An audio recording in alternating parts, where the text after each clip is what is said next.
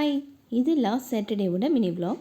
பிரேக்ஃபாஸ்ட்டுக்கு பசங்களுக்காக பேன்கேக் தான் ரெடி பண்ணியிருந்தேன். இது ரெடிமேட் பேன்கேக் மிக்ஸ்லாம் கிடையாது, ஃபுல்லி ஹோம்மேட். இதில் என்னென்ன போட்டிருக்கேன்னு பார்த்தீங்கன்னா, நல்லா பழுத்த 2 வாழைப்பழம், அது கூடவே கொஞ்சம் கோதுமை மாவு, 3 முட்டை, கொஞ்சம் பாதாம், முந்திரி, டேட்ஸ், அதுக்கப்புறமா கொஞ்சம் பாலும் ப்ரௌன் சுகரும் ஆட் பண்ணியிருக்கேன். டேட்ஸ் கொஞ்சம் அதிகமாக நீங்கள் போடுறீங்க அப்படின்னா ப்ரௌன் சுகரை கூட அவாய்ட் பண்ணிடலாம், அதுவே ஸ்வீட்னஸ் கொடுத்துரும். எல்லா இன்க்ரீடியன்ஸுமே ரொம்ப ஹெல்த்தியானதுங்கிறதுனால பசங்களுக்கு தாராளமாக இதை செஞ்சு கொடுக்கலாம். கூடவே கருப்பு கவுனி தோசை மாவு இருந்தது, அதில் தோசை சுட்டுக்கிட்டாச்சு.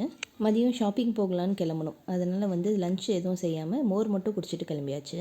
வீட்டில் இருக்கும்போது பசிக்கு தான் ஏதாவது சாப்பிட வேணுமா அப்படின்னு கேட்டப்போ இந்த 2 குட்டீஸும் பசியே இல்லாமல் எதுவுமே வேணாம் சொல்லிட்டாங்க. வீட்டிலேருந்து கிளம்பி கொஞ்சம் தூரம் தான் வெளியே போயிருப்போம், அதுக்குள்ளே 2 பேருக்கும் பசிக்க ஆரம்பிச்சிருச்சு.